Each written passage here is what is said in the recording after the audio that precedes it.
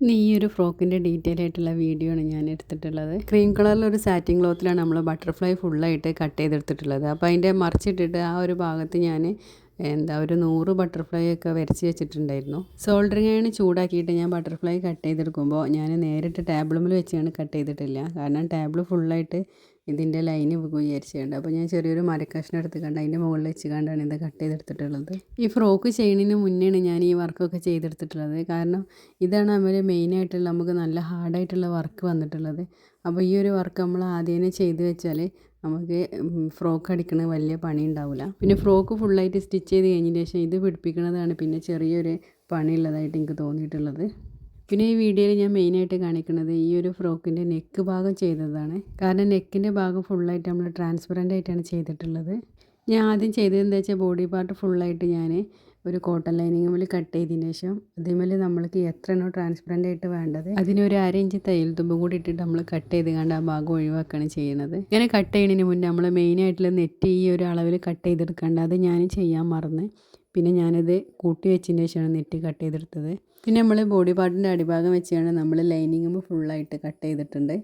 Satin lining പോലെ ഇതാണ് ഞാൻ ഈ പറഞ്ഞ ഭാഗം. നമ്മളിത് കട്ട് ചെയ്യുന്നതിന് മുന്നേ തന്നെ ഈ ഒരു നെറ്റ് നമുക്ക് കട്ട് ചെയ്തെടുക്കാണ്ടായിരുന്നു. പിന്നെ നെറ്റ് ഞാൻ കൊടുത്തിട്ടുള്ളത് 2 തട്ടാക്കിയിട്ടാണ് കൊടുത്തിട്ടുള്ളത് ബാക്കിലും ഫ്രണ്ടിലൊക്കെ. കാരണം കുറച്ചും കൂടി ഉറപ്പുണ്ടായിക്കോട്ടെ വിചാരിച്ചിട്ടാണ് ചെയ്തിട്ടുള്ളത്. ഒറ്റ തട്ടിലാകുമ്പോൾ നമുക്ക് കുറച്ച് ഉറപ്പ് ഇല്ലാത്ത പോലെ ആകും തോന്നൽ. പിന്നെ ചിലവരുണ്ട് ആ ട്രാൻസ്പെറൻ്റ് ആയിട്ട് ആ ഭാഗത്ത് മാത്രം നമ്മൾ നെറ്റ് 2 തട്ടാക്കി കൊടുത്തിട്ട് ബാക്കിയുള്ള ഭാഗം നമുക്ക് ലൈനിങ് വരുന്നുണ്ടല്ലോ അത് വിചാരിച്ചാണ് അങ്ങനെ ചെയ്യണമല്ലോ ഉണ്ട്. അപ്പോൾ ഇത് ഞാൻ ഫുള്ളായിട്ട് നെറ്റ് 2 തട്ടിൽ കട്ട് ചെയ്തെടുത്തിട്ടുണ്ട് എല്ലാ ഭാഗത്തും. ഫസ്റ്റ് ചെയ്യാനുള്ളത് കോട്ടൺ ലൈനിങ് മുതൽ സാറ്റിൻ ലൈനിങ്ങിൻ്റെ നല്ല ഭാഗം വെച്ചിട്ട് ആ ഒരു മേൽഭാഗം മാത്രം ഒറ്റ സ്റ്റിച്ച് ചെയ്തിട്ട് മറിച്ചെടുത്തിട്ട് പതിച്ചടിക്കണം ചെയ്യൽ. അത് ഞാൻ സ്റ്റിച്ച് ചെയ്യണത് കാണിക്കാൻ മറന്നിങ്ങനെ. പിന്നെ ഞാൻ കാണിക്കണത് നെറ്റ് ഭാഗം മാത്രം 2 തട്ടാക്കിയിട്ട് സ്റ്റിച്ച് ചെയ്യണതാണ് കാണിക്കണത്.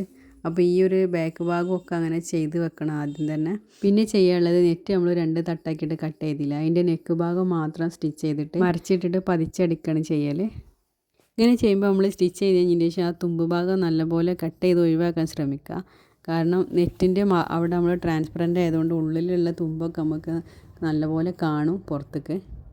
പിന്നെ നമ്മൾ ആദ്യം സ്റ്റിച്ച് ചെയ്ത് വെക്കാൻ പറഞ്ഞില്ല കോട്ടൺ ലൈനിങ്ങും സാറ്റിൻ ക്ലോത്തും കൂടി വെച്ചുകൊണ്ട് കൂട്ടി വെച്ചുകൊണ്ട് സ്റ്റിച്ച് ചെയ്തില്ല അത് നമ്മൾ അതിൻ്റെ അടിയിൽ വെച്ചുകൊണ്ട് മേൽഭാഗം ഒറ്റ സ്റ്റിച്ച് ഇട്ട് കൊടുക്കുകയാണ് ചെയ്യണത്. അപ്പോൾ നമുക്ക് ട്രാൻസ്പെറൻ്റ് ആയിട്ടുള്ള ബോഡി പാർട്ടിൻ്റെ ഫ്രണ്ട് പാർട്ട് നമുക്ക് റെഡി ആയിട്ടുണ്ട്. നമുക്ക് ഇതേപോലെ തന്നെ നമുക്ക് ബാക്ക് പാർട്ടും നമുക്ക് സ്റ്റിച്ച് ചെയ്തെടുക്കാം. അതിന് നമ്മൾ നെറ്റ് 2 തട്ടാക്കിയാണ്ട് കട്ട് ചെയ്തെടുത്തിക്കണില്ല അതിൻ്റെ ഒരു ഭാഗം ഈ ഒരു ഫ്രണ്ട് പാർട്ടിലെ ഷോൾഡറുമിൽ മാത്രം സ്റ്റിച്ച് ചെയ്തിട്ട് പിന്നെ ബാക്ക് പാർട്ടിൽ ഒന്ന് വെച്ചിട്ട് അതിൻ്റെ ഷോൾഡറും നെക്കും ഒപ്പം സ്റ്റിച്ച് ചെയ്തുകൊണ്ട് തുമ്പൊക്കെ വെട്ടിയിട്ടിട്ട് മറിച്ചെടുത്തുകൊണ്ട് പതിച്ചടിക്കുകയാണ് ചെയ്യണത് ആദ്യം. പിന്നെ അതും ഇതുപോലെ തന്നെ നമ്മൾ സ്റ്റിച്ച് ചെയ്ത് കഴിഞ്ഞതിന് ശേഷം ബാക്ക് പാർട്ടിൽ നമ്മൾ കോട്ടൺ ലൈനിങ്ങും പിന്നെ സാറ്റിൻ ലൈനിങ്ങും കൂടി കൂട്ടി സ്റ്റിച്ച് ചെയ്തില്ല ആദ്യം അത് നമുക്ക് കറക്റ്റായിട്ട് വെച്ച് കൊടുക്കുകയാണ് ചെയ്യണത്. ബാക്ക് ഭാഗത്ത് ഇങ്ങനെ വെച്ച് കൊടുക്കുമ്പോൾ നമ്മൾ നല്ല ശ്രദ്ധിക്കാനുള്ളത് സിബ് വെക്കുമ്പോൾ ഈ ലൈനിങ്ങിൽ നമ്മൾ കോട്ടൺ ലൈനിങ്ങും സാറ്റിൻ ലൈനിങ്ങും വെച്ചില്ല ആ ഒരു ഭാഗം കറക്റ്റായിട്ട് വരാൻ ശ്രദ്ധിക്കണം സിബ് വെക്കണ സമയത്ത്. പിന്നെ ഞാൻ സ്റ്റിച്ച് ചെയ്യുന്ന വീഡിയോ ഒന്നും എടുത്തിട്ടില്ല. പിന്നെ ഫ്രോക്കിൻ്റെ വർക്ക് ഫുള്ള് കഴിഞ്ഞതിന് ശേഷം ഈ ബട്ടർഫ്ലൈ ഫുള്ളായിട്ട് വെക്കുന്നതാണ് ഞാൻ പിന്നെ വീഡിയോ എടുത്തത്. കാരണം ഇത് പെട്ടെന്ന് കിട്ടിയൊരു ഓർഡർ ആയിരുന്നു. പിന്നെ ഇത് നമുക്ക് ഹൈദരാബാദിലേക്ക് അയക്കേണ്ടതുകൊണ്ട് ഒരു 1.5 ആഴ്ച മുന്നേ തന്നെ നമുക്കിത് അയച്ചു കൊടുക്കേണ്ട ആവശ്യമുണ്ടായിരുന്നു. കൊറിയർ ഓഫീസിൽ നമുക്ക് 4 ദിവസം ടൈം പിടിക്കുമെന്ന് പറഞ്ഞിട്ടുണ്ടായിരുന്നു. പക്ഷേ ആ 4 ദിവസത്തിൽ പിന്നെ ശനിയാഴ്ച ഞായറാഴ്ചയൊക്കെ വന്നതുകൊണ്ട് നമ്മൾ നേരത്തെ തന്നെ അയച്ചു കൊടുക്കുകയാണ് ചെയ്തിട്ടുണ്ടായിരുന്നത്. കസ്റ്റമർ നമുക്ക് റെഫറൻസ് പിക്ക് തന്നിട്ടുണ്ടായിരുന്നു. അതിൽ ഫുള്ളായിട്ട് ഫ്ലവറും പിന്നെ ബട്ടർഫ്ലൈയും കൂടി കൂടിയിട്ടുള്ളൊരു വർക്കായിരുന്നു. കസ്റ്റമർക്ക് ബട്ടർഫ്ലൈ മാത്രം മതി എന്ന് പറഞ്ഞിട്ടുണ്ടായിരുന്നു. അതുകൊണ്ടാണ് നമ്മളിങ്ങനെ ബട്ടർഫ്ലൈ ഫുള്ളായിട്ട് കൊടുത്തത്. ഫുള്ളായിട്ട് കൊടുത്തിട്ടില്ല. വീഡിയോൻ്റെ ആദ്യങ്ങൾ ഫ്രോക്കിൻ്റെ പിക്ചർ കണ്ടില്ല അതുപോലെ ബോഡി പാർട്ടിൽ ഒരു സൈഡൊക്കെ ചെരിഞ്ഞതുപോലെയാണ് കൊടുത്തിട്ടുള്ളത്. പിന്നെ അതിൻ്റെ അടിഭാഗത്തേക്ക് കുറച്ച് സൈഡിലും അങ്ങനെ കുറച്ച് കൂടുതലായിട്ട് കൊടുത്തിട്ടുണ്ട്. ബോഡി പാർട്ടിൻ്റെ ഭാഗത്ത് നമ്മൾ നല്ല തിക്കായിട്ടാണ് ബട്ടർഫ്ലൈ ഒരു സൈഡൊക്കെ ചെരിച്ച് കൊടുത്തിട്ടുള്ളത്. പിന്നെ അതിൻ്റെ അടിഭാഗത്തേക്ക് നമ്മൾ കുറച്ച് സ്പേസ് ഇട്ടിട്ടാണ് ബട്ടർഫ്ലൈ കൊടുത്തിട്ടുള്ളത്. അത് നിങ്ങൾക്ക് ഈ വീഡിയോയിൽ കണ്ടാൽ മനസ്സിലാവും. ഫ്രോക്കിൽ ഈ ഒരു വർക്കായിരുന്നു നല്ല ഹാർഡായിട്ട് എനിക്ക് തോന്നിയത്. കാരണം ഒരു 100 ബട്ടർഫ്ലൈ ഒക്കെ ഉണ്ടായിരുന്നു. ഇതൊരുപാട് ടൈം പിടിപ്പിച്ചിട്ടാണ് ഞാൻ ഇതേമേൽ പിൻ ചെയ്ത് വെച്ചിട്ടുള്ളത്. പിന്നെ ഈ വർക്കൊക്കെ ഇതിമേൽ പിടിപ്പിച്ച് കഴിഞ്ഞതിന് ശേഷം നമുക്ക് സ്ലീവുമേൽ ഞാൻ ഒരു ബോയും പിന്നെ ഒരു വെയിലും കൊടുക്കാണ്ടായിരുന്നു. അത് ഞാൻ കൊടുക്കാൻ മറന്നിട്ടുണ്ടായിരുന്നു. അപ്പോൾ അതാണ് പിന്നെ കൊടുത്തിട്ടുള്ളത്. വെയിലിൻ്റെ ആ വക്കിൻ്റെ ഭാഗം നമ്മൾ സ്ലീവിൻ്റെ ഉള്ളിലേക്കാക്കിയിട്ടാണ് സ്റ്റിച്ച് ചെയ്ത് കൊടുത്തിട്ടുള്ളത്. പിന്നെ അതിൻ്റെ മുകളിൽ നമ്മൾ ഈ ബോ തുന്നി കൊടുക്കുകയാണ് ചെയ്തിട്ടുണ്ടായിരുന്നത്. ഇപ്പോൾ ഫ്രോക്കിൻ്റെ വർക്ക് ഫുള്ളായിട്ട് കഴിഞ്ഞിട്ടുണ്ടായിരുന്നു. ഫൈനൽ ലുക്ക് വരുന്നത് ഇങ്ങനെയാണ്. ഇതൊരു 7 വയസ്സായ കുട്ടിക്കുള്ള ഫ്രോക്കായിരുന്നു. മെഷർമെൻറ്റൊക്കെ ഓല് അവിടെ നമുക്ക് അയച്ചു തരികയാണ് ചെയ്തിട്ടുണ്ടായിരുന്നത്.